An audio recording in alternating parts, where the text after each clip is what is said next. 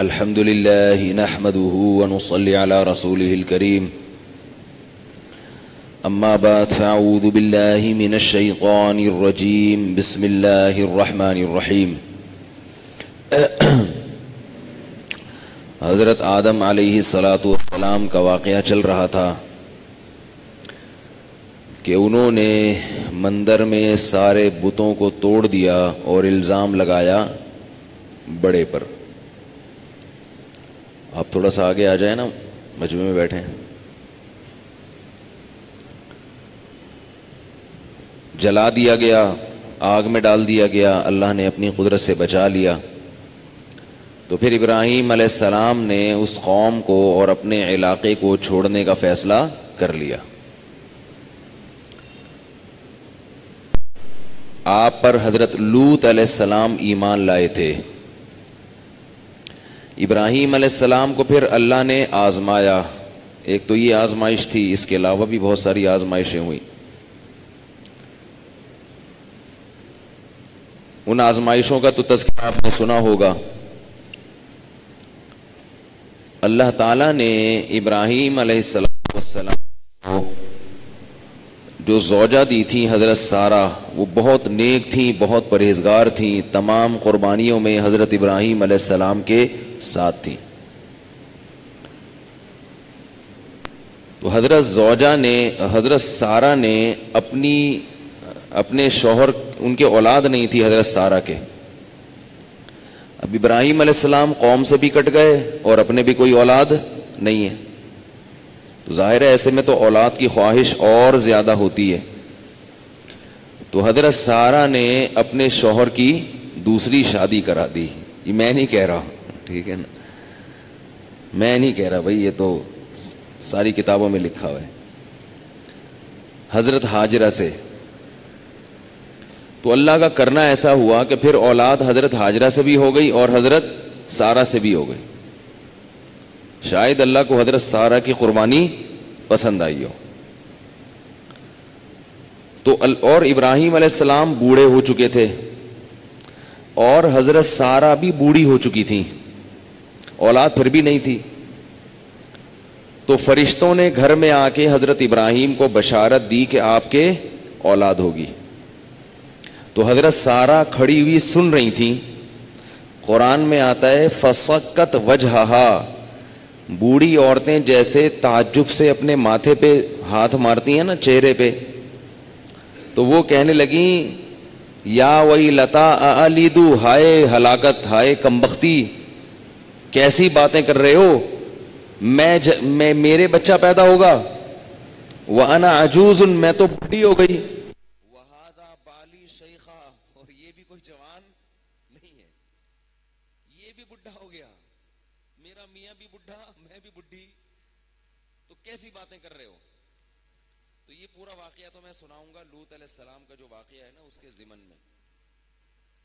تو اللہ نے ابراہیم علیہ السلام کو بہت آزمایا. وَإِذِ ابْتَلَىٰ إِبْرَاهِيمَ رَبُّهُ بِكَلِمَاتٍ فَأَتَمَّهُنَّ، ہر آزمائش میں کامیاب ہوتے تھے. حضرت ہاجرہ سے بیٹے پیدا ہوئے اسماعیل، تو اللہ نے اس میں بڑا آزمایا. حضرت ہاجرہ کو حکم دیا کہ اپنی شوہر کو حکم دیا اپنی بیوی کو مکہ میں ایسی زمین میں چھوڑ کے، اور کہاں سے لے کے چلے ہیں؟ شام سے. ایسے سنگلاخ چٹانے، ایسے ریگستان ہے نا بڑے بڑے، انسان سوچتا ہے اونٹ پہ بیٹھ کر اتنی شدید گرمی میں اس ایسی زمین میں کیسے پہنچے ہوں گے جہاں گھاس کا تنکا تک نہیں ہے، کچھ بھی نہیں تھا وہاں پہ. اللہ بھی کیسے عجیب عجیب احکام دے دیتا ہے. کیسے کوئی لاجک بنتی ہے اس کی؟ کوئی لاجک بنتی ہے؟ بھئی بیوی کو وہاں چھوڑ کے آ جاؤ، جاؤ. اور بیوی کتنی نیک، حضرت ہاجرہ، دونوں بیویاں ملی اور دونوں نیک. ایسا بہت کم ہوتا ہے، ایسا بہت کم ہوتا ہے. یاد رکھو، لوگ اس چکر میں دو کرتے ہیں کہ ہمیں دونوں نیک ملیں گی، پٹو گے، ٹھیک ہے نا، ایسا نہیں ہوتا. ایک صاحب نے کہا نا کہ چلیں چھوڑے، بات سے بات نکلتی ہے. تو ابراہیم علیہ السلام کی جو زوجہ حضرت ہاجرہ تھیں ان کو چھوڑ کے آ گئے اور وہ بھی جا رہی ہیں اپنے میاں کے ساتھ, بس پریشان ہو رہی ہیں, بار بار پوچھ رہی ہیں بھائی کہاں لے کے جا رہے ہو, بتاؤ تو صحیح. صحیح ہے, بخاری میں ہے کہ حضرت ابراہیم علیہ السلام سے پھر حضرت ہاجرہ نے ایک بات پوچھی کہ اتنا بتا دو کہ یہ اپنی مرضی سے کر رہے ہو یا اللہ کے حکم سے. حضرت ابراہیم نے کہا اللہ کے حکم سے. حضرت ہاجرہ نے کہا اذا لا یضیعنا, پھر اللہ ہمیں ضائع نہیں کرے گا, پھر صحیح ہے. اگر میاں بیوی دونوں نیک ہونا, خدا کی قسم گھر بن جائے. دونوں عام طور پہ ہوتے نہیں ہیں, ایک ہوتا ہے تو دوسرا گڑبڑ, دوسرا ہے تو عورت صحیح ہے تو میاں خراب ہے, میاں صحیح ہے تو عورت خراب. اس لیے بچے صحیح نہیں پیدا ہوتے. پھر بچے جو ہے نا وہ عجیب سے ہوتے ہیں, پھر وہ ایسے ہی ہوتے ہیں جیسے ہم لوگ بیٹھے ہوئے ہیں نا آپ کے سامنے. تو میرے تو والدین الحمدللہ دونوں نیک تھے, پھر بھی میں پتہ نہیں ایسا کیوں پیدا ہو گیا, لیکن یہ کہ اس کی برکتیں بہت ہیں. دونوں کی سوچ ایک ہونی چاہیے, کیا بنانا ہے بچے کو, دونوں کی سوچ ایک ہونی چاہیے. تو حضرت ہاجرہ کو جب میدان میں چھوڑ کر آ گئے تو پوچھ رہی ہیں کہاں کہاں کہاں, آپ جا کے دیکھو کیسے ریگستان ہیں بڑے بڑے. کبھی جہاز سے جاؤ نا تو کھڑکی سے جھانک کے دیکھا کرو, بند کھڑکی سے, کھڑکی کھول کے نہیں جھانکنا, ٹھیک ہے, گردن اڑ جائے گی ہوا میں. تو اتنے لمبے لمبے صحرا ہیں اور مکہ کی گرمی, کیسے پہاڑ ہیں چاروں طرف. وہاں لے جا کے صفا اور مروہ کی پہاڑیوں کے درمیان میں چھوڑ دیا. پریشان بھائی کیوں, بھائی اللہ نے کہا ہے بس ٹھیک ہے پھر صحیح ہے. کیسی قربانی دی حضرت ہاجرہ نے, کیسی قربانی دی, اللہ کے لیے بھاگی ہیں صفا پہ مروہ پہ, اور شوہر چھوڑ کے بیوی کو چلے گئے. بچہ بھی ہے ایک دودھ پیتا بچہ ہو, باپ کو اولاد سے کیسی محبت ہوتی ہے, اور ایسے بیابان زمین پہ چھوڑ کے آ جائے. اور وہ بیوی جو فرما بردار ہے, نالائق ہونا اس سے تو چلو آدمی کہتے جان چھوٹی, اللہ نے خود ہی کہہ دیا, لیکن بچہ تو پھر بھی نہیں اس کے ساتھ کوئی چھوڑ کر. اور نالائق بیوی سے بھی ایسے تھوڑی جان چھوڑاتا ہے کوئی, ترس تو آتا ہے نا انسان کو. کیسے چھوڑ کر آ رہے ہیں, بھائی اللہ نے کہا ہے. آج ہر حکم میں لوگ لاجک تلاش کرتے ہیں, کیوں کیوں, بھائی اللہ نے کہہ دیا بس ہمارے لیے کافی ہے. نبی نے حکم دیا اپنے ازار کو شلوار کو ٹخنوں سے اوپر رکھو. اس کی وجہ بیان کی کہ لٹکانا تکبر ہے. لٹکانا کیا ہے, تکبر. لیکن اس پر مدار نہیں رکھا ہے, یہ حکمت بیان کی ہے کہ میں اس لیے حکم دے رہا ہوں کہ اس میں نیچے لٹکانے میں کیا ہے, تکبر. اب لوگوں کو ایک تکبر کا لفظ مل گیا کہ یار ہم میں تو تکبر نہیں ہے, ہم کیوں لٹکائیں. تو کیا ابو بکر میں تکبر تھا جو وہ اوپر رکھتے تھے؟ کیا حضرت عمر میں تکبر تھا؟ کیا خود نبی میں تکبر تھا جو اوپر رکھتے تھے اور نیچے لٹکانے میں تکبر ہوتا تھا ان کو؟ کیا حضرت علی میں تکبر تھا جو حضرت علی اپنی شلوار کو اپنے ازار کو اوپر رکھتے تھے؟ ایک صحابی بھی آپ نہیں دکھا سکتے جو اپنے ازار کو نیچے رکھتے ہوں. بعض لوگ یہ کہتے ہیں کہ اس زمانے میں رواج ہی یہی تھا. ایسا نہیں ہے, اس زمانے میں ازار کو نیچے رکھنے کا رواج تھا. ایک روایت میں آتا ہے کہ حضرت عثمان جب گئے ہیں مکہ گئے ہیں صلح حدیبیہ کے موقع پہ, تو مشرکین نے آپ کے ازار کا مذاق اڑایا تھا کہ یہ اوپر کیوں کیا ہوا ہے آپ نے. تو انہوں نے فرمایا کہ میں اپنے نبی کی سنت تمہارے کہنے سے نہیں چھوڑ سکتا. تو عرب جو اس کو عجیب سا محسوس کر رہے تھے, اس کا مطلب کیا تھا کہ یہ کلچر کا حصہ نہیں تھا. اس لیے جو جدید پروفیسر آ رہے ہیں نا آج کل مارکیٹ میں, خود بھی اپنے آپ کو ان سے دور رکھیں اور ایسے ان سے دور رہیں جیسے تمام دوائیں بچوں کی پہنچ سے دور رکھتے ہیں. ان کے پاس سرسری علم ہوتا ہے اوپر کا, ان کے پاس گہرائی اور عمق نہیں ہوتی. تو اس لیے اس کی اصل وجہ تو تکبر ہی ہے, لیکن اس عمل کو شریعت نے تکبر قرار دے دیا ہے. اب آپ کو یہ ازار اپنا ٹخنوں سے اوپر رکھنا پڑے گا. البتہ تکبر کی علت بیان کرنے سے فائدہ کیا ہوا؟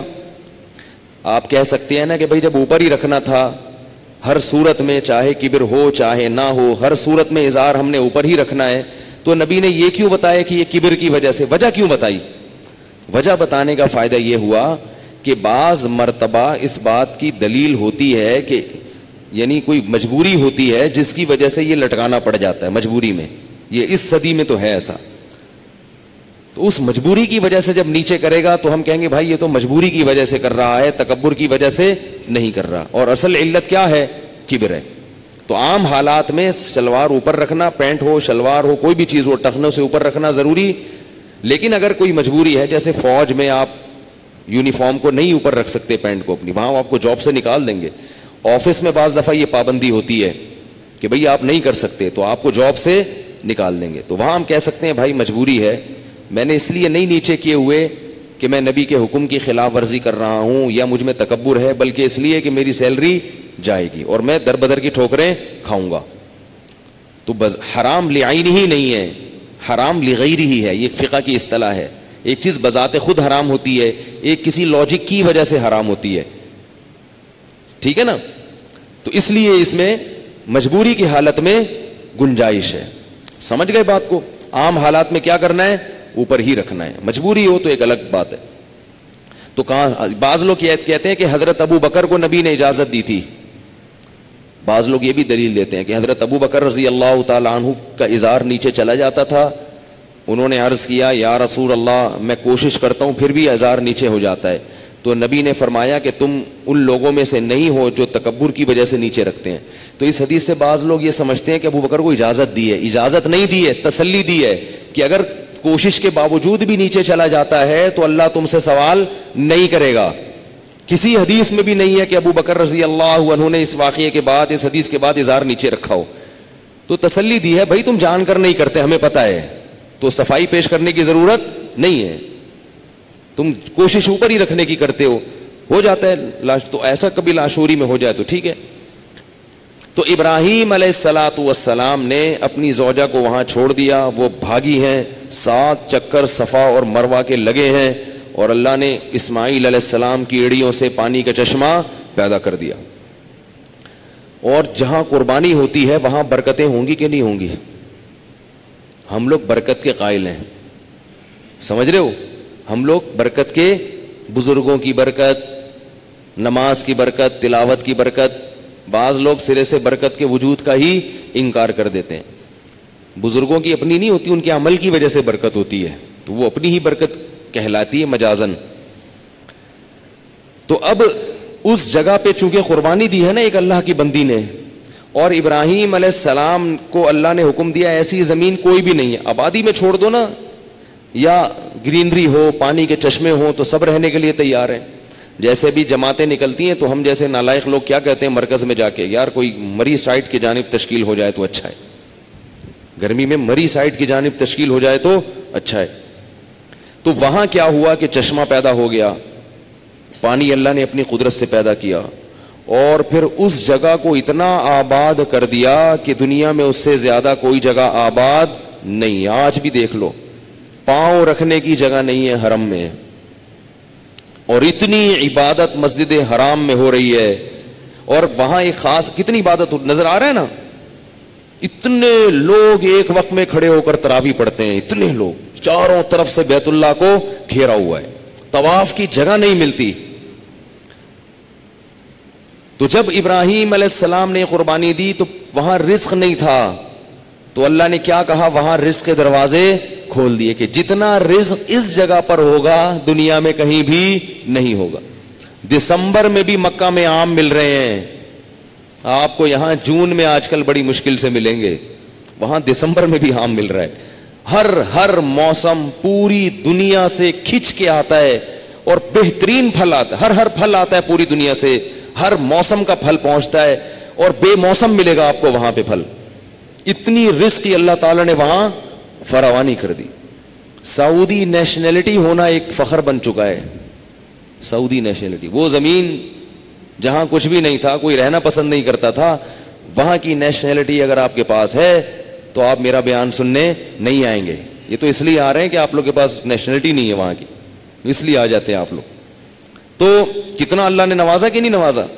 پھر ابراہیم علیہ الصلاۃ والسلام کو حکم دیا، پھر ایک زوجہ شام میں، دوسری زوجہ، لوگ کہتے ہیں یار یہ کیسی شادی ہے یار، ملک پر لوگ اعتراض کرتے ہیں ایک بھی وہاں رہتی ایک وہاں رہتی ہے. میں کہتا ہوں ایک فلسطین میں رہتی تھی ان کی، ایک کہاں رہتی تھی، شام میں رہتی تھی. تو اس طرح بھی رہ لیتی ہیں اگر ہو ظرف. تو ابراہیم علیہ السلام زوجہ سے ملنے کہاں سفر کرنے آیا کرتے تھے، شام جاتے تھے، مکہ جایا کرتے تھے. پھر اسماعیل علیہ السلام جب انگلی پکڑ کے چلنے کے قابل ہوئے ہیں، ابراہیم علیہ السلام کی انگلی پکڑ کے چلنے کے قابل، تو اللہ نے کیا حکم دیا؟ اس کو ذبح کر دو۔ کتنی محبت ہوتی ہے باپ کو اپنے، اور بیٹا بھی اتنا خوبصورت اسماعیل جیسا، تو کہہ سکتے تھے اے اللہ جب تو نے کٹوانا ہی تھا تو اس کی خوشخبریاں کیوں دی تھی تو نے؟ تو خوشخبری ملی تھی نا، وہ واقعہ میں سناؤں گا۔ کیا گلے پہ چھری، اس کا کیا قصور ہے بیچارے کا؟ یہ تو معصوم ہے۔ اور بچے کو جب کہا تو بچے نے فوراً کیا کہا؟ یا ابت افعل ما تؤمر، اللہ نے جو حکم دیا کر گزرے آپ۔ کل ہمارے سعودیہ میں ایک دوست ہیں، انہوں نے بڑی اچھی بات کی، انہوں نے کہا کہ دیکھو اسماعیل علیہ السلام جو فوراً آمادہ ہو گئے تھے نا اپنا گلا کٹوانے کے لیے، وجہ کیا تھی؟ اس میں ماں کی تربیت کا بہت گہرا دخل تھا۔ اگر ماں الٹی پٹیاں پڑھائے کہ تمہارا باپ تو مولوی مجھے بچپن میں یہاں چھوڑ کے آ گیا تھا، وہ تو شکر ہے اتفاق سے پانی نکل آیا ورنہ ہم تو گئے تھے۔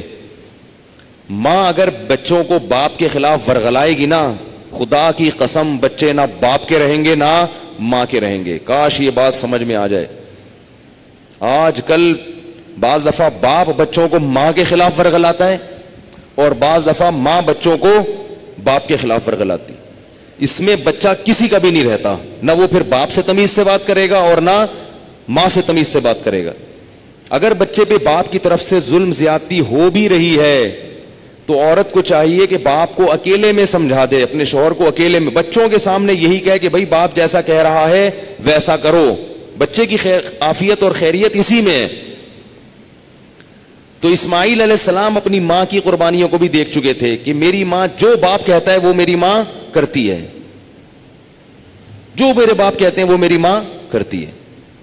تو ماں نے درمیان میں رکاوٹ نہیں ڈالی کہ نہیں ابا گلا کاٹنے لے کے جا رہے ہیں، نا نا نا نا یہ تو میں نہیں کرنے دوں گی، یہ تو نہیں ہو سکتا۔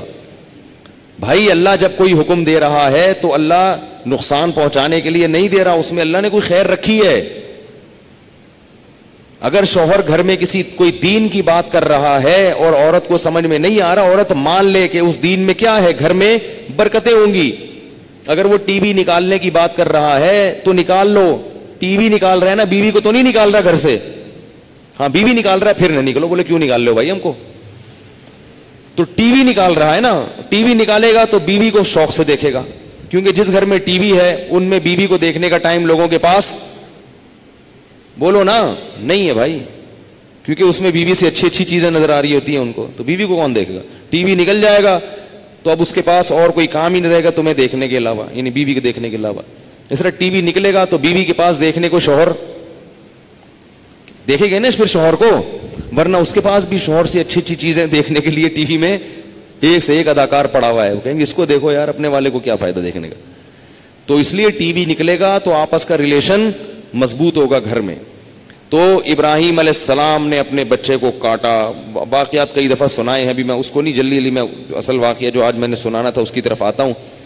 نہیں، اللہ نے نہیں ذبح ہونے دیا، پھر اس بچے کو اللہ نے ابراہیم علیہ السلام کے ساتھ بیت اللہ کی تعمیر پر لگا دیا۔ ابراہیم علیہ السلام اپنے بچے کے ساتھ بیت اللہ کی تعمیر کر رہے ہیں اور اللہ سے دعائیں مانگ رہے ہیں کہ اے اللہ میری اس نسل میں ایک پیغمبر پیدا کر دے۔ محمد صلی اللہ علیہ وسلم کے لیے دعا مانگی جا رہی ہے۔ ہماری دعائیں کیوں قبول نہیں ہوتی؟ ہماری قربانیاں نہیں ہیں۔ آج کسی نے بڑا اچھا ملفوظ سنایا، مولانا انور شاہ کشمیری رحمۃ اللہ علیہ کا، انور شاہ کشمیری کا بڑا اچھا ملفوظ سنایا کہ اگر اپنی کوئی دعا اللہ سے منوانا چاہتے ہو نا تو اللہ کو یوں بولو، اے اللہ تو میری یہ والی حاجت پوری کر لے، میں اس کے بدلے میں فلاں گناہ چھوڑ دوں گا، اور اسی وقت چھوڑ دے اس گناہ کو اور پھر دوبارہ کبھی نہ کرے۔ ہم کچھ بھی کرنے کے لیے تیار نہیں ہیں اور اللہ سے سارے کام منوانے کے لیے بیٹھے ہوئے کہ سارے میرے کام ہو جائیں اور میں اللہ کے لیے کچھ نہ کروں۔ اللہ کی صفت ہے شکور، کہ تم تھوڑا کرو گے وہ بہت زیادہ کرے گا۔ ابراہیم علیہ السلام نے بہت کیا ہمارے لحاظ سے، لیکن اللہ نے جتنا ابراہیم علیہ السلام کو نوازا نا، اس کے لحاظ سے ابراہیم علیہ السلام نے اتنا کچھ نہیں کیا۔ ہمارے لحاظ سے تو بہت کچھ کیا، لیکن اللہ نے جو ابراہیم علیہ السلام کو جو نوازا ہے اس کے لحاظ سے حضرت ابراہیم کی قربانی دیکھی جائے تو اللہ کی رحمت زیادہ ہے کہ کتنا نواز دیا اللہ نے۔ بشارتیں دے دیں کہ اب جتنے پیغمبر پیدا ہوں گے تمہاری اولاد میں ہوں گے، پھر محمد صلی اللہ علیہ وسلم تمہاری اولاد میں آئیں گے، آخری نبی بھی. کتنی بڑی خوشخبری ہے، خدا کی قسم. سید الانبیاء کو پیدا کیا جا رہا ہے اسماعیل علیہ السلام کی اولاد میں. تو اللہ نے جب حضرت ابراہیم کو آزمایا نا، تو پھر اللہ نے کیا بشارت دی کہ اب اے ابراہیم اب آزمائشیں ختم، اب میں تمہیں دنیا میں بھی اجر دوں گا اور آخرت میں بھی. آتیناہ اجرہ فی الدنیا، دنیا میں بھی ہم نے اجر دیا. وہ اجر کیا ہے اس کو سمجھو. وہ اجر یہ نہیں کہ ابراہیم اب میں تجھے پیسہ دوں گا، اب میں تجھے دولت دوں گا، اب میں تجھے بادشاہی دوں گا. وہ کیا ہے؟ انی جاعلک للناس اماما، دین میں تجھے رہبر بناؤں گا لوگوں کا. دین میں لوگ تجھے فالو کریں گے تو جنت میں جائیں گے، جو تجھے فالو نہیں کرے گا وہ جنت میں نہیں جائے گا. اس سے پتہ چلتا ہے کہ دین میں صحیح معنوں میں مقتدا اور رہبر بن جانا اللہ کی کتنی بڑی نعمت ہے. اس لیے اپنے بچوں کو عالم بنایا کرو، صحیح عالم بناؤ، کیونکہ علماء انبیاء کے وارث ہیں اور وہی مقتدا اور رہبر ہوتے ہیں، انہی کو فالو کیا جاتا ہے، وہی ہدایت کے چراغ ہوتے ہیں. تو اللہ نے ابراہیم علیہ السلام کو ہدایت کا چراغ بنایا. دولت کی اللہ کی نظر میں کوئی ویلیو ہی نہیں ہے، ہوتی تو سب سے زیادہ نبی صلی اللہ علیہ وسلم کو دیتے. یہ تو ایسے ہی ہے کہ کھاؤ پیو، جیسے کھلونے ہوتے ہیں نا، یہ گاڑیاں اور یہ ایسے جیسے بچوں کو کھلونے دے دیتے ہیں نا، بچے خوش ہوتے ہیں تو ہم کہتے ہیں بیوقوف آدمی کھلونے پہ ہنس رہا ہے. تو گاڑیاں اور یہ بنگلے اور یہ چیزوں کی ویلیو نہیں اللہ کی نظر میں. یہ کیا ہے؟ یہ تو کھیلنے مٹی کی چیز ہے. تبلیغ میں نکلتے ہیں نا، تبلیغ والے کیا کہتے ہیں؟ بھائی ایک پڑی مٹی ہے اور ایک کھڑی مٹی. مٹی کو کھڑا کر دو تو بنگلہ بن جاتا ہے، نیچے ڈھیر لگا دو تو مٹی بن جاتی ہے. کھڑی مٹی اور پڑی مٹی کچھ بھی نہیں ہے، کچھ بھی نہیں ہے. اس پہ دل لگا رہے ہیں، ٹائلیں ایسی، میرے لیٹرین کے نلکے ایسے ایسے ایسے نلکے. ہمارے ایک رشتے دار ہیں، انہوں نے بڑا اچھا گھر بنایا تو مجھے لیٹرین کے نلکے دکھا رہے ہیں، اپنے لیٹرین کا دروازہ دکھا رہے ہیں. یار اوریجنل وہ ہے، دیار ہے، دیار اوریجنل. میں نے بھی تعریف تو کی، میں نے کہا ماشاءاللہ تھی بھی بڑی ٹائٹ، اوریجنل دیار کا انہوں نے لیٹرین بنایا ہے. تو میں ویسے ہی میرے بڑے تھے خاندان کے، میں نے مذاق نہیں اڑایا، لیکن میرا دل چاہ رہا تھا کہ بھائی اس میں جب ہم تقاضا کریں گے کہ وہ زیادہ اچھے طریقے سے ہوگا، ہے بھائی اس میں پیسہ زیادہ خرچ کیا ہے تو اس میں جو ہے نا قبض وبض ختم ہو جائے گا، بیٹھ کے قبض ہی نہیں رہے گا اس میں، ہے بھائی. تو نہیں ایسا تو کوئی بات نہیں ہے بھائی، دیار ہے تو دے. خیر ٹھیک ہے، اللہ نے پیسہ دیا تو بنا لو، لیکن اتنا زیادہ اس پہ اترانے کی ضرورت، یہ فخر کرنے نہیں ہے. بھائی ٹھیک ہے، لکڑی ہے، پہلے وہ درخت میں لگی ہوئی تھی، اب آپ کے گھر میں لگ گئی، وہ بھی ختم ہو جائے گی، یہ بھی ختم ہو، اور اس سے پہلے آپ ختم ہو جائیں گے. بڑی مصیبت یہ ہے کہ گھر تو پھر بھی رہتا ہے تھوڑے دنوں تک، بندہ پہلے مر جاتا ہے. تو یہ دیار اگر قبر میں بھی جائے اور یہ وہاں بھی گھر ہو تو پھر تو ٹھیک ہے، نہیں تو یہ تھوڑے دن کی زندگی. کیونکہ گھر جب بنتے تیار ہوتا ہے نا، جو لوگ گھر بناتے ہیں تو اس عمر میں بناتے ہیں. جوان آدمی کا کام نہیں ہے گھر بنانا، وہ تو ابھی سے پلاننگ کر رہا ہے بحریہ ٹاؤن میں پلاٹ لینے کی، پھر وہ پیسے جمع کرتے کرتے کرتے بنائے گا کب؟ 50-60 سال کی عمر میں. اس سے پہلے بنانا بھی بیوقوفی، آپ کے بچے ہی نہیں ہوتے تو کیا کرو گے؟ اکیلے رہنے کے لیے کیا ضرورت ہے اتنی انویسٹمنٹ کی؟ کھاؤ پیو موج مستی کرو. تو جب اتنی وہ بنا کے جب عمر ہوتی ہے، اس میں 2-3 بچے ہو گئے اتفاق سے، وہ بھی اب آدمی سوچتا ہے گھر بناؤ تو وہ 50-55 کا ہو چکا ہوتا ہے. اب اس کی خبر کی تیاری 10-15 سال بونس کے، ورنہ تو 50 سال میں ہی مر جاتے ہیں اٹیک سے. تو اب چھوڑو، کیا ٹینشن لینی بھائی اتنی. اس لیے میں کہتا ہوں ٹینشن فری زندگی گزارو. اللہ کے بندو، جو کرنے کا کام ہے اس کی طرف زیادہ توجہ دو. تو ابراہیم علیہ السلام کو اللہ نے نوازا کیسے؟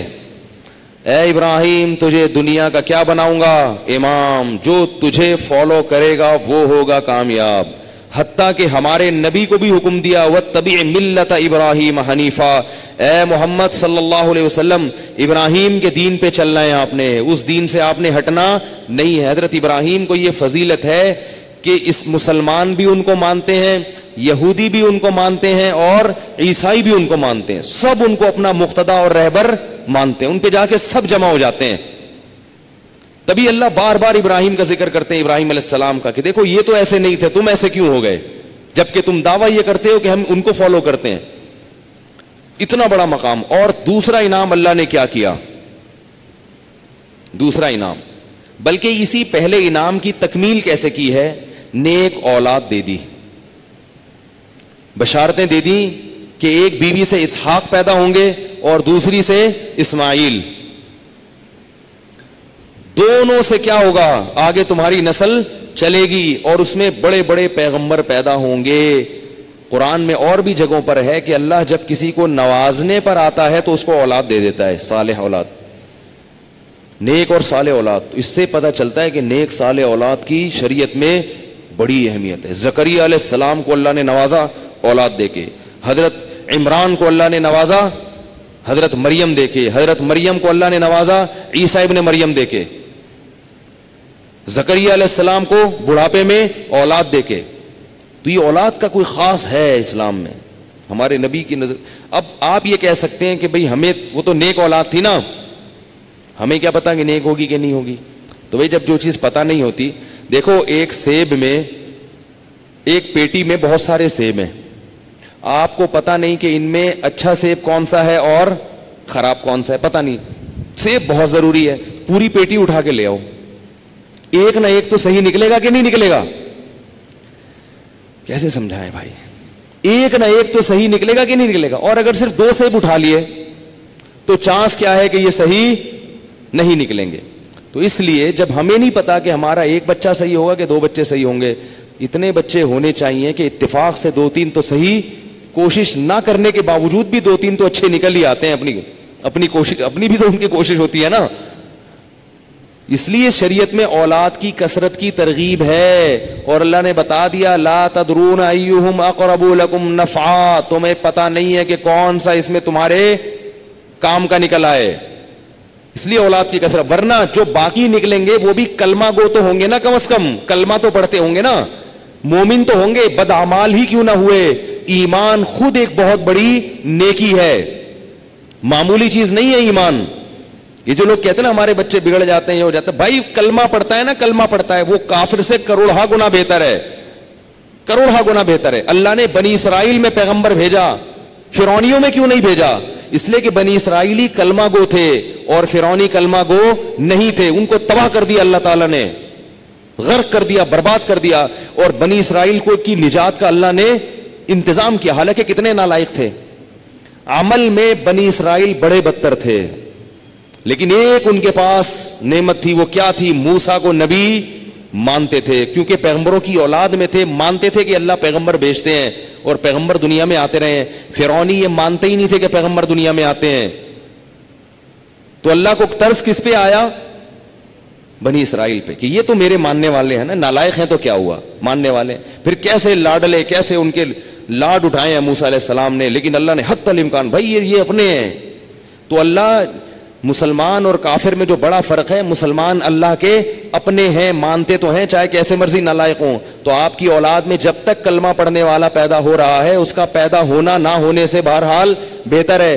ہاں اگر حالات اتنے خراب ہو جائیں جو نوح علیہ السلام کے دور میں ہوئے تھے, ولا یریدو الا فاجرا کفارا, کہ آپ یورپ میں, امریکہ میں ایسی جگہ پہ رہتے ہو, آپ کو بتائے کہ بچہ پیدا ہوا تو وہ کافر ہو جائے گا, ایسی صورت میں شریعت کہتی ہے کہ نسل روک لو. اگر بچے کے کافر ہونے کا ڈر ہے تو نسل کیا کرنی چاہیے؟ پھر روک لینی چاہیے, پھر نہیں پیدا کرنا ہے. لیکن عام طور پر ایسا ہوتا نہیں ہے, بچے اکثر باپ اور ماں کے دین پہ جاتے ہیں. تو جلدی سے بات کو میں سمیٹتا ہوں. تو اللہ نے ابراہیم علیہ السلام کو دوسرا کیسے نوازا؟ اولاد. اب لوط علیہ السلام بھی ایمان لے آئے تھے ابراہیم علیہ السلام پر. لوط علیہ السلام کی تشکیل ہو گئی اللہ کی طرف سے ایک ایسی قوم کی طرف کہ جس قوم میں لڑکوں سے بدفعلی کا رواج تھا. اب دیکھیں, ہزاروں سال گزر چکے تھے ابراہیم, حضرت آدم علیہ السلام کو دنیا سے گئے ہوئے. بہت بات کا عرصہ ہے ابراہیم علیہ السلام اور آدم علیہ السلام کے درمیان, بہت قومیں آئی ہیں. ابراہیم علیہ السلام کے دور میں قوم تھی, اس قوم میں کیا بیماری پیدا ہو گئی؟ لڑکوں سے بدکاری. لوط علیہ السلام کو اللہ نے بھیجا کہ جاؤ اس قوم کو اس برائی سے, وہ شرک بھی کرتے تھے اور لڑکوں سے بدکاری بھی کرتے تھے. پہلے ایک کو یہ بیماری ہوئی, پھر دوسرے کو لگی, پھر تیسرے کو لگی, پھر چوتھے کو لگی.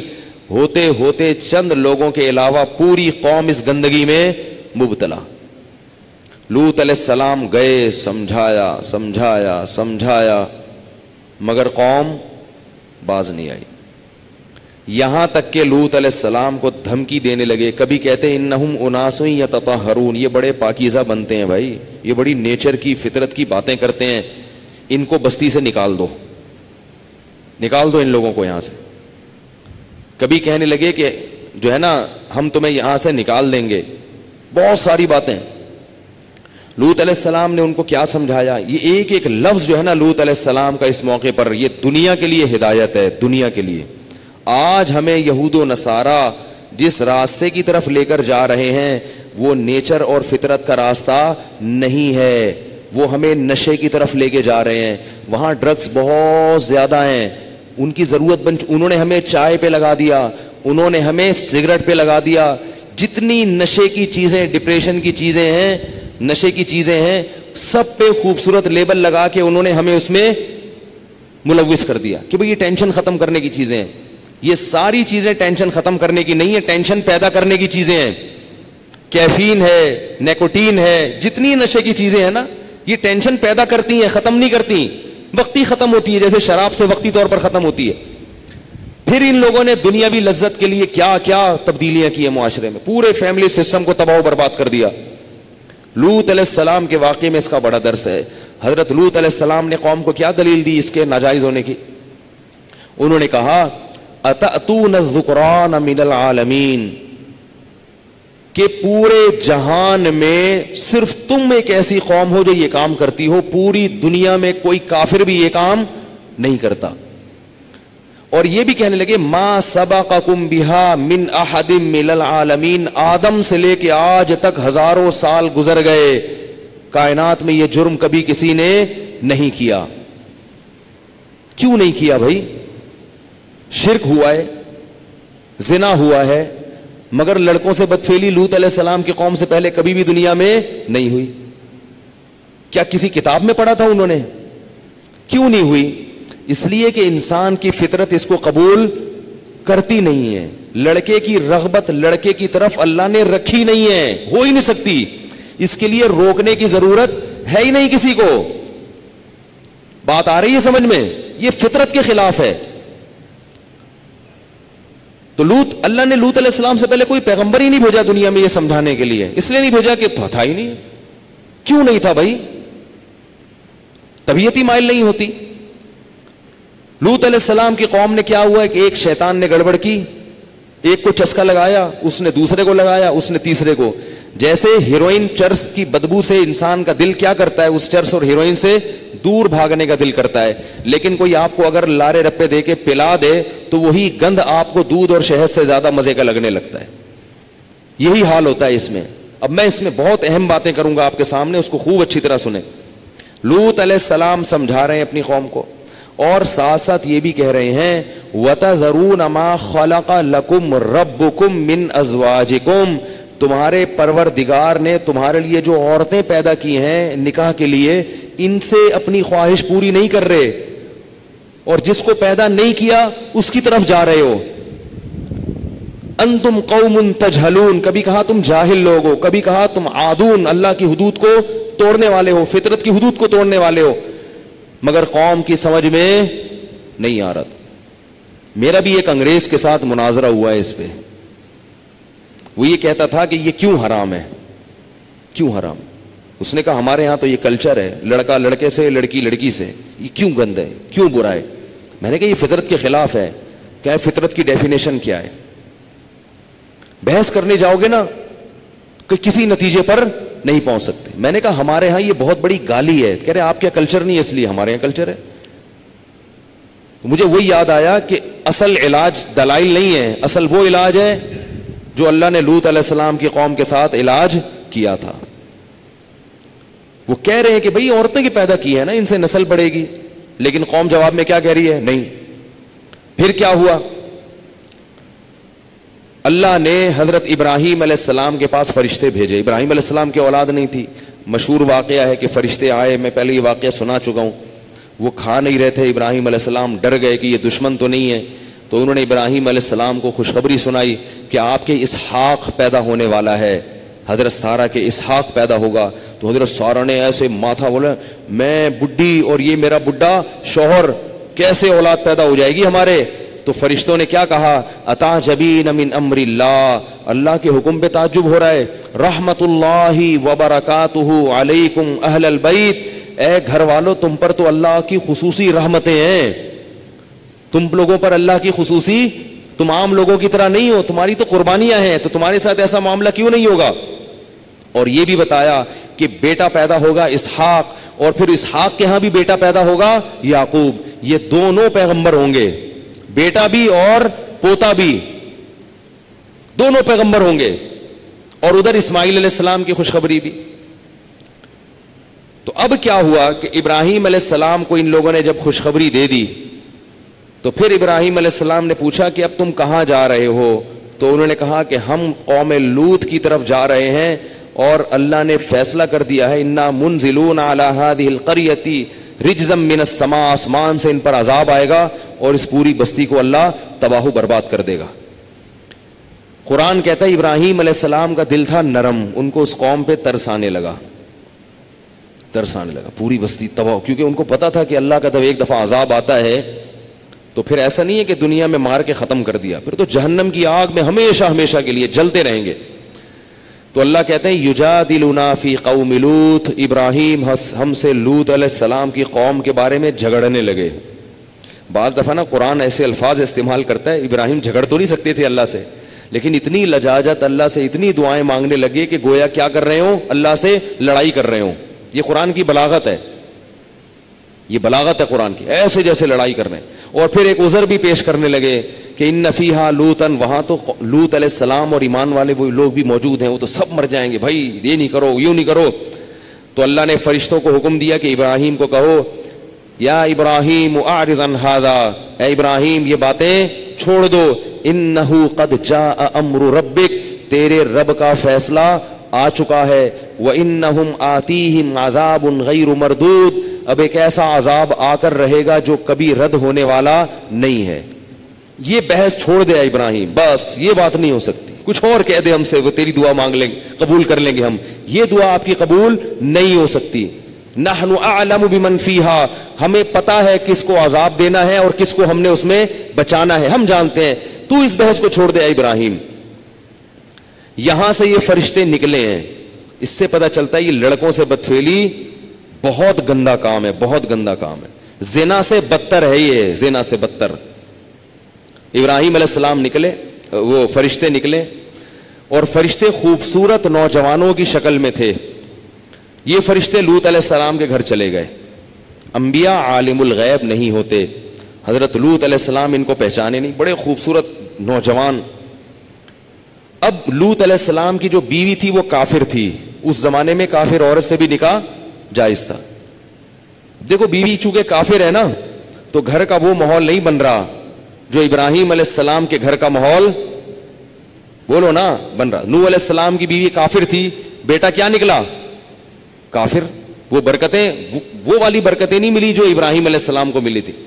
اس لیے دیندار لڑکی سے شادی کیا کرو اللہ کے بندو. لوگ حسن پہ مرتے ہیں, آڑی ترچی جو بھی بے دین ہو اس کو اٹھا کے لے آتے ہیں, بعد میں پردہ کرا لیں گے ہم, اس کو بعد میں کرا لیں گے, بعد میں نماز پڑھوا لیں گے. نہیں پڑے گی تو کیا کرو گے؟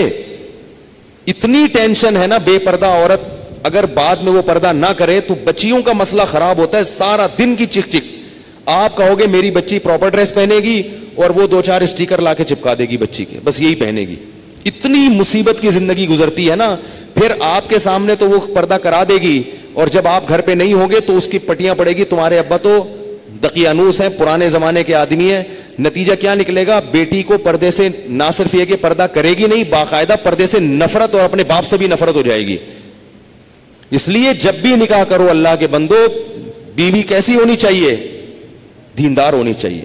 اس کا بڑا خیال کیا کرو. ہاں اگر ہو شادی کہیں بغیر دیندار کے ہو گئی ہے تو چھوڑو نہیں اس کو, کوشش کرو محبت سے اس کو دیندار بناؤ. اولاد کے بعد بڑے مسائل کھڑے ہونا شروع ہو جاتے ہیں, کیونکہ اولاد میاں بیوی کا الگ الگ مذہب ہوگا نا, بچے بڑے تباہ ہو جاتے ہیں, رل جاتے ہیں. اور دین, جب دین اور دنیا دونوں چیزیں ملیں گی تو اکثریت کہاں جاتی ہے؟ دنیا کی طرف جاتی ہے. دین اور دنیا دونوں چیزیں ملیں گی تو مزہ کس میں ہے؟ دنیا میں. جیسے کافر اور اسلام میں, دنیا میں کافر زیادہ ہیں مسلمان زیادہ ہیں؟ کافر زیادہ ہیں. تو ہمیشہ نیک لوگ تھوڑے رہتے ہیں. تو بچوں کو جب گھر میں دین اور بے دینی دونوں چیزیں ملیں تو زیادہ تر کس طرف جائیں گے؟ بے دینی کی طرف. کہیں گے اس میں مزے ہیں, ابا ہر وقت درود شریف پڑھتے رہتے ہیں, نصیحتیں کرتے رہتے ہیں, نماز کا کہتے رہتے ہیں, پیسے تو دیتے نہیں ہیں. ٹھیک ہے نا, پیسے دیتے بھی ہیں تو اس میں بھی پابندیاں, یہ نہیں کھا سکتے, گٹکا نہیں کھا سکتے, یہ نہیں کھا سکتے, وہ نہیں کھا سکتے. تو اب کیا ہوا ہے کہ وہ فرشتے خوبصورت چلے گئے لوط علیہ السلام کے گھر میں. ان کی بیوی نے, وہ پیسے لیتی تھی لوگوں سے, جا کے مخبری کر دی شہر والوں کو کہ بڑے خوبصورت لڑکے آئے ہوئے. قرآن کہتا ہے وجاء اہل المدینۃ یستبشرون, شہر کے اوباش لوگ خوشی مناتے ہوئے لوط علیہ السلام کے گھر کو چاروں طرف سے گھیر لیا. لوط علیہ السلام نے فرمایا ہؤلاء ضیفی فلا تفضحون, یہ میرے مہمان ہیں, مجھے ذلیل مت کرو.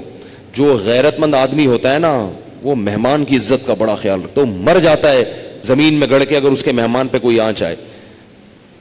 اور جو بے شرم ہوتا ہے نا وہ مہمان کو بیچ دیتا ہے کہ میرے گھر آیا ہوا یہاں سے لے جاؤ. یہ غیرت کی باتیں الگ ہوتی ہیں. تو لوط علیہ السلام نے کیا کہا, ان ہؤلاء ضیفی فلا تفضحون, یہ میرے مہمان ہیں, خدا کا واسطہ مجھے ذلیل مت کرو. تو قوم جواب میں کیا کہہ رہی ہے, اولم ننہک عن العالمین, اے لوط تجھے جب اپنے مہمانوں کا اتنا خیال تھا, تجھے ہماری عادت کا پتہ ہے, تو تو نے ان کو گھر میں گھسنے کیوں دیا؟ جب آدمی گناہ کرتا ہے نا تو اس کے پاس بڑے دلائل ہوتے ہیں سامنے والے سے بحث, ہر بات کا جواب ہوتا ہے اس کے پاس. جب تجھے پتہ ہے کہ ہم ایسے لوگ ہیں تو آنے کیوں دیا گھر میں ان کو؟ عزت کا پہلے خیال کرنا تھا نا اپنا. اب لوط علیہ السلام کی کیا, لو ان لی, پھر کہنے لگے ہؤلاء بناتی, یہ میرے قوم کی بیٹیاں ہیں, ان کنتم فاعلین, تمہیں اگر خواہش پوری کرنی ہے ان سے شادی کرو. اس زمانے میں 4 سے بھی زیادہ شادیوں کی اجازت تھی, تو بھئی شادیاں کرو نا ان سے, یہ ہے نا عورتیں, ان کو کیوں چھوڑا ہوا ہے؟ قوم جواب میں کیا کہتی ہے, ما لنا فی بناتک من حق, ہمیں نکاح میں دلچسپی بولو نا نہیں ہے. خدا کی قسم یہی سوچ آج ہماری قوم کی ہے. خانقاہوں میں مراقبے کروائیں گے, محاسبے کروائیں گے, مدرسوں میں پڑھائیں گے, یونیورسٹیوں میں پڑھائیں گے, جب اس کے دماغ پہ شہوت چڑھے گی اس کو شادی کا مشورہ نہیں دیں گے. اس کو یہ محاسبہ کرو, مراقبہ کرو, فلاں بزرگ کا بیان سنو, تبلیغ میں چلہ لگاؤ, 4 مہینے لگاؤ. خدا کی قسم لا الہ الا اللہ, یہ وہ سوچ ہے جو قوم لوط کی سوچ تھی, یہ مسلمانوں کی سوچ نہیں ہو سکتی. حرام شہوت سے بچنے کا راستہ اللہ نے شادی میں رکھا ہے, محاسبوں مراقبوں میں نہیں رکھا. نکال دو اس قرآن کو اپنے گھر سے باہر. اتنا میں معاشرے کے خلاف اس چیز میں لڑ کے خود تھک گیا ہوں کہ میں کبھی سوچتا ہوں یا تو میں پاگل ہو گیا ہوں یا یہ سارے لوگ پاگل ہو گئے. ایک خاتون کا میرے پاس فون آیا, میں بیوہ ہو گئی ہوں, میرے سے اپنی خواہش برداشت نہیں ہو رہی, زنا کا خطرہ ہوتا ہے, تو میں ایک کم درجے کا گناہ کر کے اپنی خواہش کو پوری کر لیتی ہوں. میں نے کہا حرام ہے, آپ نکاح کریں. مجھ سے کوئی نکاح کے لیے تیار نہیں ہے. میں نے کہا آپ اپنے حقوق سے دستبردار ہو کر کسی سے نکاح کر لیں کہ بھئی مجھے صرف اپنی اس حلال خواہش کے لیے کسی مرد سے نکاح کرنا ہے, میں اپنے آپ کو گناہ سے بچانا چاہتی ہوں, میں اپنے حقوق چھوڑنے کے لیے تیار ہوں. میں نے کہا کر لے گا نکاح, کیونکہ اللہ نے عورت کی خواہش کے لیے مرد کو بنایا اور مرد کے لیے عورت کو. اس کے علاوہ کوئی راستہ اسلام میں حلال نہیں ہے. اور اس مرد سے بھی قیامت کے دن سوال ہوگا جو اتنی بیوہ اور اس جیسی لاکھوں عورتیں بیٹھی ہوئی ہیں, حرام طریقے سے خواہشات پوری کر رہی ہیں, اور جب اس کمبخت سے کہا جاتا ہے کہ تو نکاح کر لے تو کہتے ہیں مجھ میں نکاح کی طاقت نہیں ہے. جبکہ انٹرنیٹ پر روزانہ ننگی فلمیں دیکھ رہا ہوگا, اتنی شہوت ہے, روزانہ اور طریقوں سے اپنی حرام خواہشات پوری کر رہا ہوگا, اور بڑے بڑے قوم میں کارنامے سر انجام دے رہا ہوگا جن کے لیے اچھا خاصلہ حوصلہ چاہیے. لیکن جہاں کسی عورت کو عفت اور پاک دامنی والی زندگی میسر کرنے کی بات آتی ہے, نکاح کی بات آتی ہے, یہ بکری بن کے بیٹھ جاتا ہے, کہتا ہے میرے اندر قوم سے لڑنے کی, رشتہ داروں سے لڑنے کی طاقت نہیں ہے. ویسے اس کو بولو نا وہاں جا کے بم رکھ کے آؤ تو رکھ کے آ جائے گا. اس کو بولو نا یہ فتح کر لو مارے کا, یہ کر کے آ جائے گا. تو بھائی یہ طریقہ نہیں ہے. اللہ نے سورہ نور میں نظروں کی حفاظت کا حکم دیا, اور اگلی آیت میں اللہ نے نکاح کا حکم دیا ہے, آلٹرنیٹ فورم بتایا ہے. تو اللہ نے صرف اور صرف مرد عورت کو ایک دوسرے کے لیے پیدا کیا ہے. اور ہن لباس لکم وانتم لباس لہن. فرمایا عورت تمہارے عیب پہ پردہ ڈالے گی اور تم اس کے عیب پہ. شہوت اللہ نے دونوں میں رکھی ہے. جو یہ کہتا ہے نا نہیں ہے, خدا کی قسم جھوٹ بولتا ہے, وہ جھوٹ بولتا ہے. وہ کوئی کہتا ہے وہ اتنی نیک عورت ہے اس میں شہوت نہیں ہے, خدا کی قسم جھوٹ بول رہا ہے. جیسے بھوک لگنے کا تعلق آپ کے نیک ہونے یا نہ ہونے سے نہیں ہے, تو سیکچوئل ڈیزائرز جو ہیں اس کا کسی کے نیک یا برے ہونے سے تعلق نہیں ہے. اتنی یہ کامن سینس کی بات ہے, یہ سمجھ میں نہیں آ رہی بھائی. اتنی کامن سینس کی باتیں ہیں, اس میں کون سی میں ایسی باتیں کر رہا ہوں جو سمجھ میں نہ آئے, اس پہ میرے اوپر الزام لگتے ہیں, پتہ نہیں کیا سکھا رہا ہے لوگوں کو. تو یہ جو الٹے الٹے کام آج کل ہو رہے ہیں نا, لڑکیاں بھی کر رہی ہیں, یونیورسٹیاں جانے والی لڑکیاں, کالج جانے والی لڑکیاں, میرے پاس فون آتے ہیں ہم یہ کر رہے ہیں ہم یہ کر رہے ہیں. میں کہتا ہوں کیوں بھائی؟ کہہ رہے ہمارے اندر ڈیزائرز پیدا ہوتی ہیں, ہم کیا کریں مفتی صاحب, رشتے ہی نہیں آتے. اور لڑکا بھی کر رہا ہے, ان سے بولو کہ بھائی تم شادی کیوں نہیں کرتے؟ پیسے ہی نہیں ہے, کیسے کر لیں شادی, پیسے ہی نہیں ہے. گرل فرینڈ کے لیے پیسے کہاں سے آ جاتے ہیں بھائی تمہارے پاس؟ نکاح کے لیے یہ دماغ سے نکال دو کہ پیسوں کی ضرورت ہوتی ہے. یہ دنیا کا سب سے بڑا جھوٹ ہے کہ شادی کے لیے پیسے چاہیے. او بھائی شادی ایجاب و قبول کا نام ہے, خدا کی قسم نہیں چاہیے پیسے شادی کے لیے. اگر شادی کے لیے پیسے چاہیے ہوتے تو اللہ قرآن میں نکاح کا حکم دینے کے بعد غریب اور فقیر کو الگ سے ترغیب نہ دیتا. اللہ کہتے اگر فقیر ہونا تو اللہ دے دے گا پیسے, کر لو شادی. اگر نکاح میں پیسوں کی شرط ہوتی کہیں بھی کسی بھی درجے میں, تو اللہ کیا کہتے جن لوگوں کے پاس پیسے نہیں ہیں وہ صبر کریں. اللہ نے تو نہیں کہا. اب آپ کہیں گے جب پیسے نہیں ہے تو کیسے شادی ہوگی؟ نکاح نام ہے ایجاب و قبول کا. بھائی کسی لڑکی سے عقد کر لو, ایگریمنٹ کر لو کہ میں تمہیں اپنے نکاح میں لیتا ہوں, وہ اس کہ ہاں میں نے قبول کیا, گواہ سن رہے ہو, یہ بات ہو گیا. اب اگر پیسے نہیں ہے تو اس کو بتاؤ پیسے نہیں ہے میرے پاس, تم میرے گھر آگے رہنا چاہتی ہو تو میرے ذمے تمہارا خرچہ ہے, لیکن یہ ہے میرے پاس, میں جتنا خود کھا رہا ہوں اس میں سے آدھی روٹی تمہیں کاٹ کے دے دوں گا. بہت مشکل ہے. کچھ کرنا ہے نا تو کچھ کرنا پڑے گا, ورنہ چلتے رہو پھر اسی راستے پہ جو لوط علیہ السلام کی قوم والا راستہ ہے, ادھر ہی جاؤ. اور اس انجام ہماری قوم کا بھی وہی ہے جو ان کا انجام تھا, جو گوروں کا انجام ہوا ہے نا. گورے کو یہ سمجھانا بڑا مشکل ہے کہ لڑکوں سے بدفعلی غلط کیوں ہے. کیوں مشکل ہے؟ اس لیے کہ وہ نکاح سے دور بھاگ بھاگ کے لڑکوں کے اتنے عادی ہو چکے ہیں کہ اب وہ کہہ رہے ہیں یہ مولوی پاگل ہیں, ان کو پتہ نہیں کیسی باتیں کر رہے ہیں. یہ گند میں جب ایک دفعہ پڑ گئے نا, پھر نکاح کے لیے پیسے ہوں گے تو بھی شادی نہیں کرو گے. یہ گند میں پڑنے سے پہلے کی باتیں ہیں ساری.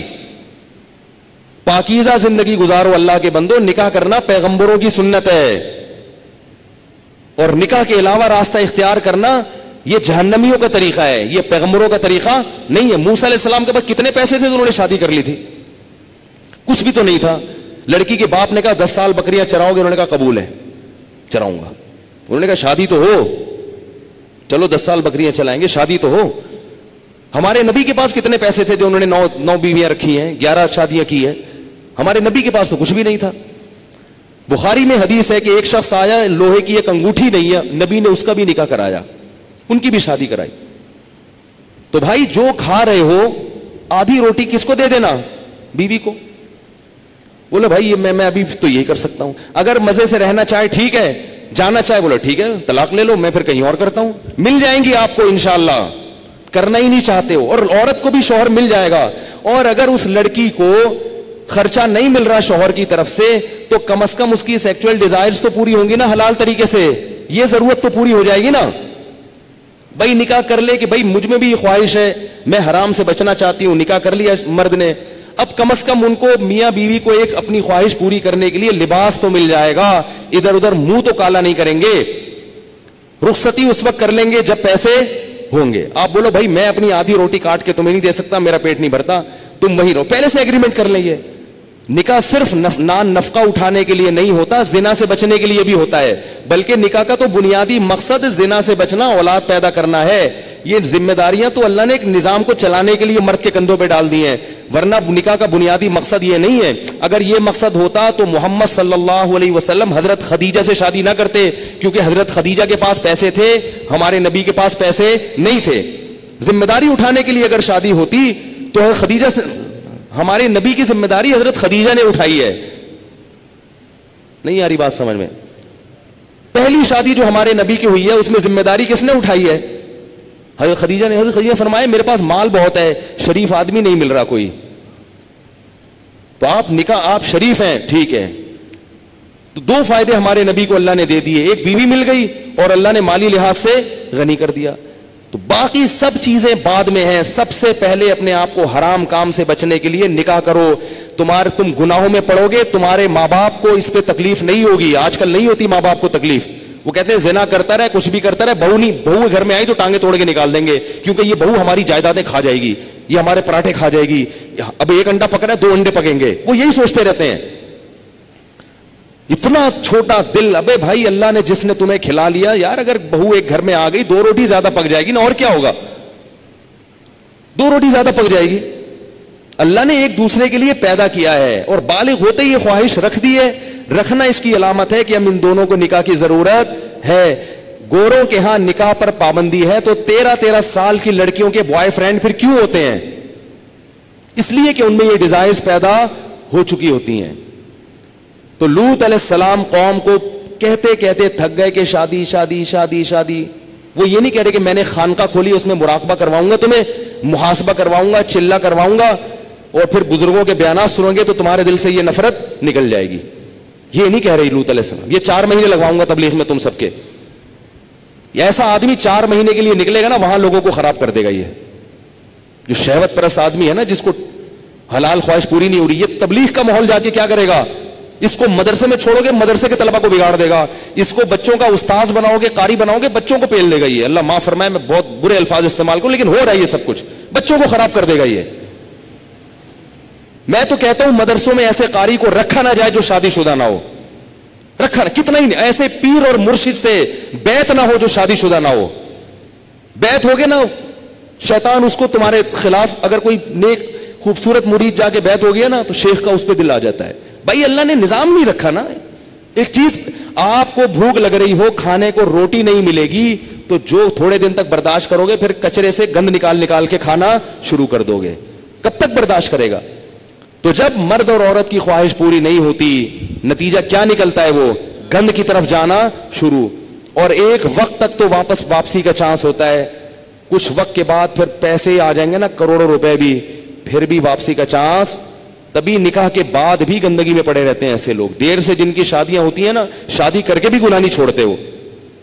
تو لوط علیہ السلام نے کیا کہا اپنی قوم کو کہ یہ عورتوں سے نکاح کیوں نہیں کر رہے؟ قوم جواب میں کہہ رہی ہے, ما لنا فی بناتک من حق, ہمیں عورت سے نکاح میں دلچسپی ختم نہیں ہے. اس سے پتہ چلا کہ گناہوں میں جب پڑو گے تو حلال کی لذت, بولو نا, ختم ہو جائے گی, ختم ہو جائے گی. اور یہی ہو رہا ہے ہمارے معاشرے. بیویاں گھر میں بیٹھی ہوئی ہیں اور منہ کالے ہو رہے ہیں باہر جا کے. عورتوں کے اپنی زوجاؤں کو وقت ہی نہیں دیتے, محبت ہی ختم ہو گئی, کیونکہ اتنی گرل فرینڈ ہیں اسے منہ کالے کرا لی ہیں, اتنی عورتوں سے منہ کالا کرنے کی عادت پڑ چکی ہے, وہ شادی سے پہلے پڑ چکی ہوتی ہے. آج کل جو شادی کے بعد کیسز آ رہے ہیں نا, وہ پتہ ہے کیا آ رہے ہیں؟ شادی ہوئی تو پتہ چلا میرے میاں کی اتنی پہلے سے فرینڈز ہیں, اب چند دن تو بیوی کی طرف رغبت تھی, اس کے بعد وہ پرانی والی فرینڈز وہی شروع ہو گئے. عورت پہ کیا گزرتی ہے؟ عورت سب کچھ برداشت کر لیتی ہے, مگر مرد کی بد کرداری عورت سے برداشت نہیں ہوتی. اس کو یہی نہیں پتا کہ کل کس عورت کے ساتھ دوستی لگائے گا, پرسوں کی. گھر تو ایسے گھر تھوڑی چل سکتا ہے. ایک عورت کی کال ہوتی نا جو ایسے اپنے غم بتاتی ہے, تو میں آپ کو بتاتا, درجنوں عورتیں ہیں. نتیجہ کیا نکلتا ہے کہ ان لڑکوں کو شادی سے پہلے لڑکیوں سے دوستیوں کی عادت پڑ چکی ہوتی ہے, وہ چسکے لے لیے ہوتے ہیں. اب شادی کے بعد پھر وہ کہتے ہیں یار ایک بیوی یہ کیا ہے, یہ درجنوں لڑکیاں, درجنوں لڑکیاں. پہلے ہی سے جب بچہ بالغ ہو تو والدین کو اللہ کا واسطہ دے کے کہتا ہوں اپنے بیٹوں کی بیٹیوں کی فکر کرو. بچہ بالغ ہو, برائیوں میں پڑنے سے پہلے اسے اس کو گھر بار پہ لگا دو. اتنا نیک شریف نکلے گا, دیکھو آپ دعائیں دو گے مجھے, ایسا پیارا بچہ نکلے گا آپ کا, تھوڑے دن میں اس کی اولاد ہو جائے گی, میاں بیوی بچہ, وہ اسی میں مشغول ہو جائیں گے. اس کی, کیونکہ اللہ نے انسان کے دل میں فطری طور پر گناہ سے نفرت رکھی ہے. جب اس کی حلال طریقے سے تسکین ہو جائے گی تو فطری طور پر اس کا طبیعت جائے گی نہیں گناہ کی طرف. میرے جو بزرگ ہیں, میرے مشائخ ہیں, 14 سال کی عمر میں ان کی شادیاں ہوئی تھیں, ایسی پاکیزہ زندگی انہوں نے گزاری ہے. میرے جو بزرگ ہیں میں ان کی بات کر رہا ہوں, 13 سال 14 سال میں ان کی شادیاں ہوئی ہیں, ایسے پاکیزہ زندگی. تو میڈیا تمہیں جہنم کی آگ کی طرف لے کے جائے گا. تو اللہ نے وہ لوط علیہ السلام نے کیا کہا کہ نکاح کرو, انہوں نے کہا ہمیں عورتوں سے نکاح میں رغبت نہیں ہے. اب لوط علیہ السلام کے الفاظ سنیں, لو ان لی بکم قوتا او آوی الی رکن شدید, میں اس قوم میں اکیلا ہوں, کاش میرے بازوؤں میں طاقت ہوتی میں تم سے لڑتا, کاش میری قوم میرا ساتھ دیتی, میں لڑائی کرتا, میں لڑتا, جہاد کرتا, تمہارے خلاف تلوار چلاتا, کوئی قبیلہ ہوتا نا تو میں لڑتا اس کے خلاف. وَيَزِيقُ, تو میں ضاق بہم صدرن, اللہ کہتا ہے لوط علیہ السلام کا سینہ ایسے گھٹ رہا تھا تنگی سے, اتنے پریشان تھے, اتنے پریشان, یہ کیا ہو رہا ہے. جب فرشتوں نے لوط علیہ السلام کی یہ کنڈیشن دیکھی نا کہ اب تو یہ غم سے مر نہ جائیں کہیں, اتنا سینے میں گھٹن پیدا ہو رہی ہے ان کے, تو پھر فرشتوں نے بتایا یا لوط, کیسی عجیب آیت ہے, یا لوط, اے لوط, لن یصلوا الیک, عربی میں ایک لفظ ہے لا یصلونا, تیری طرف نہیں پہنچیں گے, اور ایک ہے لن یصلوا الیک, ہرگز یہ تیری طرف نہیں پہنچ سکتے, ادھر آ ہی نہیں سکتے. یہ انا رسول ربک, ہم انسان نہیں ہیں, ہم رب کے فرشتے ہیں, اور اتنے طاقتور ہیں, اتنے طاقتور ہیں کہ ہم اس بستی کو یوں کر کے اٹھائیں گے اور الٹا کر کے زمین پہ دے ماریں گے. اتنی طاقت اللہ نے ہمارے بازوؤں میں رکھی ہے. یہ کیا سمجھ رہے ہیں؟ اس سے پتا چلتا ہے کہ جب کسی قوم پر بہت بڑا عذاب آنے والا ہوتا ہے تو گناہ اس کے لیے بہت آسان ہو جاتا ہے. وہ قوم کہتی تھی ہم تو پتہ نہیں کہاں کہاں جاتے تھے خوبصورت لڑکوں کو تلاش کرنے, آج تو گھر میں انتظام ہو گیا. ان کو یہ نہیں پتا تھا کہ یہ وہ لڈو ہے جس میں زہر رکھ کے کھلایا جا رہا ہے تمہیں.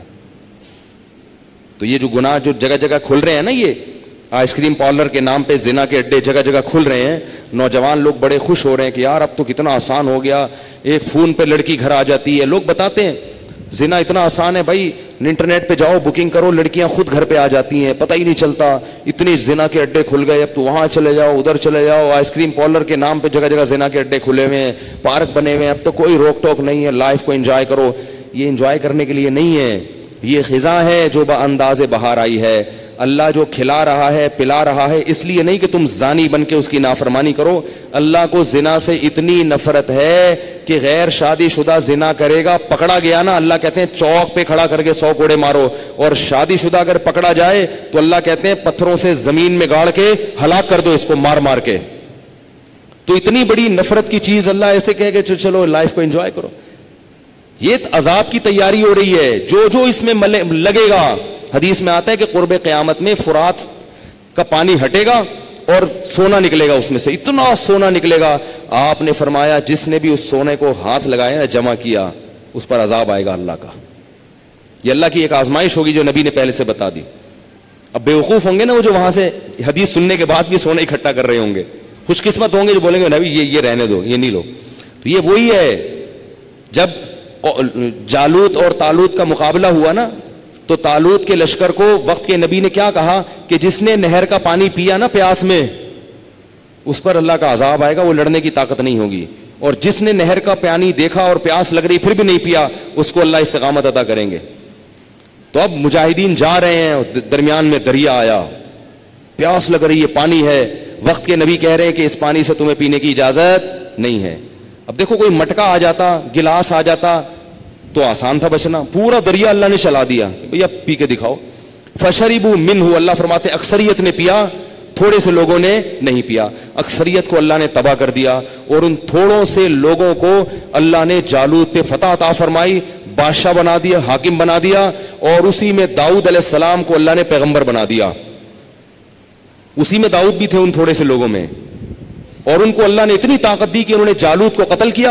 اور اللہ فرماتے جب قتل کیا اللہ نے داؤد کو خلافت بھی دے دی اور نبوت بھی دے دی, اور اتنی بڑی خلافت داؤد علیہ السلام کی لوہے کو ان کے ہاتھ میں نرم کر دیا.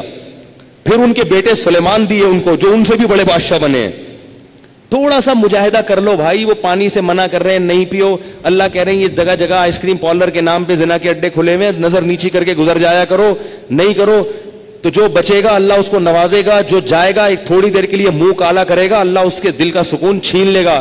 تو بھائی اللہ کہہ رہے تو رک جاؤ نا بھائی، کیوں جا جا کے منہ کالا کرے انسان؟ وہاں پہ کیا مل جائے گا تھوڑی دیر کی لذت میں؟ یہی اللہ کی دعوت ہے. اور مجھے بھی اللہ عمل کی توفیق عطا فرمائے، آپ کو بھی اللہ.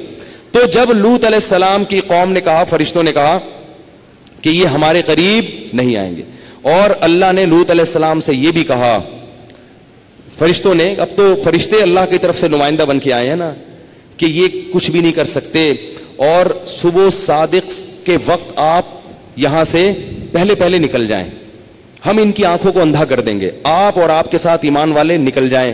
اور پہلے بتا دیا کہ آپ کی بیوی بھی ساتھ میں چلے گی، بھاگے گی آپ کے ساتھ. ہوگا کیا؟ اس قوم کو، انبیاء کو بتایا، تو نبی کو اور ایمان والوں کو بتایا فرشتوں نے کہ جب آپ جائیں گے نا آگے، عذاب آ جائے گا قوم کے اوپر. صبح صادق ہوتے ہی عذاب آئے گا. رات یہ یہاں اسٹے کیا ہوا، انہوں نے گول دائرے میں کھڑے ہوئے ہیں. جیسے ہی صبح صادق کی پہلی روشنی پھوٹے گی، جو سحری کا وقت ختم ہوتا ہے جس وقت، تو اس قوم پر عذاب آئے گا. تو پیچھے مڑ کے کسی نے اس عذاب کو نہیں دیکھنا. اللہ کے وعدے پہ کیا کرنا ہے؟ یقین، کہ بس اللہ نے کہہ دیا تو آ رہا ہے.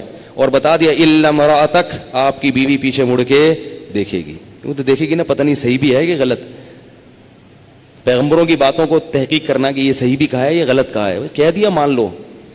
وہ دیکھے گی، انہ مصیبھا ما اصابہم، اس کو بھی وہی عذاب آئے گا جو ان کو آیا ہے، یہ بھی ہلاک ہوگی اس میں. لوط علیہ السلام اتنے پریشان تھے نا کہ وہ کہنے لگے صبح تو بہت دور ہے. اتنے ٹینشن میں تھے کہ یار یہ صبح سے پہلے کچھ نہ ہو جائے. فرشتوں نے تسلی دی، الیس الصبح بقریب، فرمایا کیا صبح کا وقت قریب نہیں ہے؟ صبح تو بہت قریب ہے، آنے والی ہے صبح صادق. تھوڑا سا صبر کر لیں. جہاں اتنے سال صبر کیا ہے، اس سے پتہ چلتا ہے کہ لوط علیہ السلام جیسے نرم دل پیغمبر بھی کیا چاہ رہے تھے؟ قوم کسی طرح تباہ ہو جائے. یہ بڑے بے شرم ہیں. اور قرآن کے الفاظ دیکھو، جب لوط علیہ السلام کی قسم پرسی تھی نا، اور وہ قوم پھر بھی لوط علیہ السلام پہ ترس نہیں کھا رہی، تو اللہ نے محمد صلی اللہ علیہ وسلم کو یہ واقعہ سناتے ہوئے قسم اٹھائی، لعمرک انہم لفی سکرتہم یعمہون، اے محمد ہمیں تیری عمر کی قسم، وہ لوگ اس وقت بڑے نشے میں مدہوش تھے، انہیں کسی کی نصیحت سمجھ میں نہیں آ رہی، شہوت ان کے دماغوں پہ چڑھ چکی تھی، اور لذت اور شہوت کا تصور ان نے ان کو اندھا کر دیا تھا. بھول گئے تھے کہ بھائی یہ کیا کر رہے ہم. اللہ فرماتے ہیں فجعلنا عالیہا سافلہا، کیسے عجیب الفاظ ہیں. فرمایا ہم نے کچھ بھی نہیں کیا. جعلنا عالیہا، عالی کہتے ہیں اوپر کا حصہ، سافل کہتے ہیں نیچے کر دینا. جعلنا بنا دیا ہم نے، عالیہا زمین کے اوپر کے حصے کو، سافلہا نیچے. ایسے زمین کیا کر دی؟ پوری الٹ دی. زلزلہ آیا، تباہ کر دی. ایک روایت میں آتا ہے، مجھے اس کی سند کی تحقیق نہیں ہے، کہ اتنا اوپر زمین کو اٹھایا گیا ہے کہ آسمان کے فرشتوں نے ان کے جانوروں کی چیخو پکار سنی ہے، اور وہاں سے اٹھا کے زمین کو الٹا دے کے مارا ہے. اور پھر وَأَمْطَرْنَا عَلَيْهِمْ حِجَارًا، اور ہم نے پھر آسمان سے پتھروں کی بارش برسائی ہے. اب علماء کہتے ہیں کہ جب قوم پہ زلزلہ آ گیا تو پتھر برسنے کی کیا ضرورت ہے؟ ان کے نام و نشان کو ختم کرنے کے لیے. اور بعض علماء کہتے ہیں پتھر پہلے برسے تھے اور زلزلہ بعد میں آیا تھا. دونوں قول ہیں. اور پتھر کے بارے میں قرآن کہتا ہے کہ ان پہ وہ نشان زدہ پتھر تھے، عام پتھر نہیں تھے، نشان زدہ، کہ کون سا کس خناس کے سر پہ لگے گا جا کے. ہر پتھر پہ جو ہے نا وہ اللہ کی طرف سے علامت تھی کہ یہ والا پتھر اس کے سر پہ، یہ والا پتھر اس کے سر پہ لگے گا. تباہ کر دیا اللہ نے. اور اللہ نے پھر کہا وَإِنَّكُمْ لَتَمُرُّونَ عَلَيْهِمْ مُصْبِحِينَ، صحابہ کو کہا کہ تم لوگ جب لمبے لمبے سفروں پہ جاتے ہو تو تم لوگ لوط علیہ السلام کی قوم کی بستیوں کے قریب سے گزرتے ہو. دیکھ لو ان کے کھنڈرات کو، آج بھی موجود ہیں وہ بستیاں، آج بھی ان کے نشانات موجود. تو اس لیے بھائی لڑکوں سے بدکاری بہت گندا عمل ہے. بعض لوگ برطانیہ دیکھو کتنا گندا عمل، اور غیر مسلموں کی حالت دیکھو. ان کے ہاں بعض دفعہ ویزا اس پہ ملتا ہے کہ کوئی بدفعلی کا مرتکب ہو، اس پہ ویزے مل جاتے. تو یہ قومیں ہیں جن کو ہم فالو کریں گے. برطانیہ کا ویزا بعض دفعہ اس پہ ملتا ہے کہ گے ثابت ہو جائے وہ آدمی، میڈیکل ٹیسٹ ہوتا ہے، گے ثابت ہو گیا ویزا مل جائے گا. تو یہ وہ قوم، برطانیہ جاؤ ضرور فالو نہ کرو بھائی. یہ قومیں اس قابل نہیں ہے کہ ہم ان کے راستوں پہ چلیں. یہ تو اس عمل کو قانونی اجازت دے رہے ہیں, اس عمل کی جس عمل پر اللہ نے قوم کو تباہ کر دیا, اور اس کو قانونی اجازت دے رہے ہیں. اسی طرح لڑکیوں کا لڑکیوں کے ساتھ یہ عمل کرنا, یہ بھی بہت برا ہے. ایک راستہ ہے, وہ صرف کیا ہے؟ نکاح کا, بس. اس کے علاوہ سب بند کر دیا اللہ نے راستے. تو اپنے ذات جان پر رحم کریں. میں ایک دو آخر میں باتیں بتا کے, اہم پوائنٹ کی باتیں بتا کے بیان ختم کرتا ہوں. علماء کہتے ہیں کہ جو لڑکا ہے نا, کوئی بھی ذرا سا خوبصورت ہو, اٹریکشن ہو اس میں, اس سے دوستی مت لگائیں, کیونکہ آج کل یہ مرض بہت تیزی سے پھیل رہا ہے. والدین کی ذمہ داری ہے کہ وہ اپنے بچے کو بڑوں سے بچائیں, کزنوں سے بھی محفوظ رکھیں. یہ سب کزنوں سے بیماریاں پھیلتی ہیں. بچوں کو ایک بستر پہ ہرگز سونے, 7 سال کا بچہ ہو گیا بستر الگ کریں اس کا, کیونکہ یہ بیماری 7 سال کی عمر میں لگنا شروع ہو جاتی ہے. یہ سب کچھ ہوتا ہے معاشرے میں. یہاں ایک صاحب ہے, ان کا بڑا خوبصورت سا بچہ ہے, وہ آ کے نماز میں ادھر کھڑے, بچہ ادھر, کوئی لڑکا اس کے گال پہ ہاتھ پھر رہا ہے, کوئی یوں کر رہا ہے. میں نے ان صاحب سے کہا, میں نے کہا آپ اس بچے کو اپنے ساتھ کیوں کھڑے نہیں کرتے؟ اب اتنے براڈ مائنڈڈ بننے کی ضرورت نہیں ہے. بچہ آپ کا کبھی کسی کی گود میں جا کے بیٹھ رہا ہے, کبھی کسی گود میں. شیخ الحدیث حضرت مولانا زکریا رحمۃ اللہ علیہ کے والد نے کیسے تربیت کی تھی؟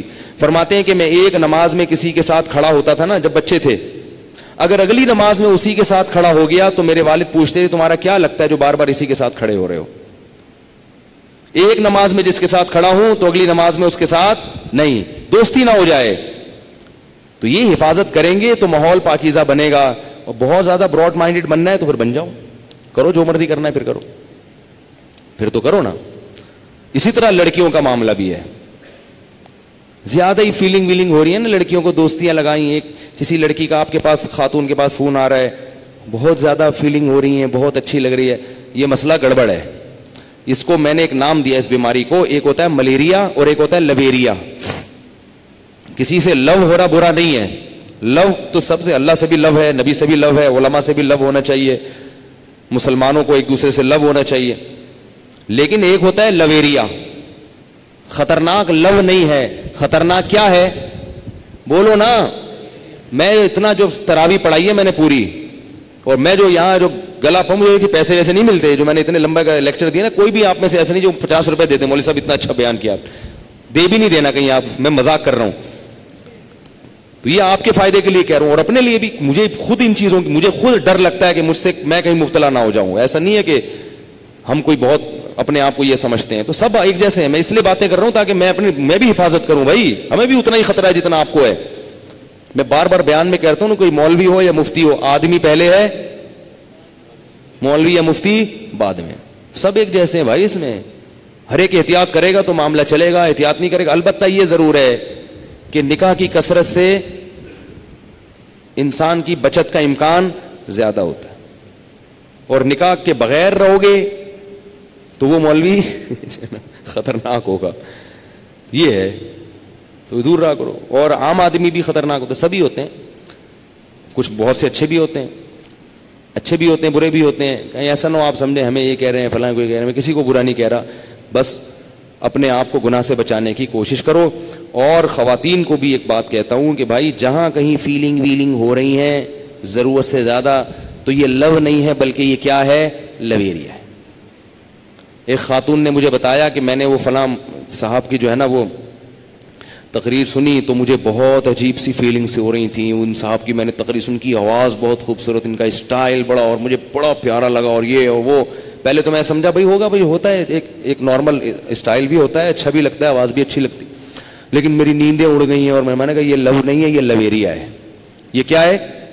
اور ملیریا کا علاج میں جیسے جب تک موٹے موٹے انجیکشن کولے پہ نہ ٹھوسے جائیں نا, ملیریا ابتدائی مرحلوں میں ہو تو وہ ایک ٹیبلٹ آتی ہے 3 دن کی.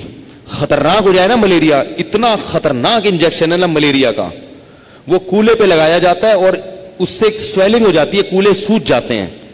ملیریا کا مریض کہیں بیٹھنے کے قابل, 1 ہفتے تک بیٹھنے کے قابل نہیں رہتا. میں نے کہا یہ اتنے موٹے موٹے ٹیکے جب تک نہیں لگیں گے نا یہ لویریا ٹھیک نہیں ہوگا.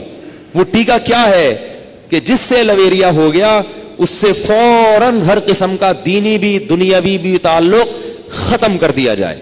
اور پھر بھی میں ایک بات بتا دوں, لویریا حرام ہے، چاہے مرد و عورت میں ہو یا مردوں میں.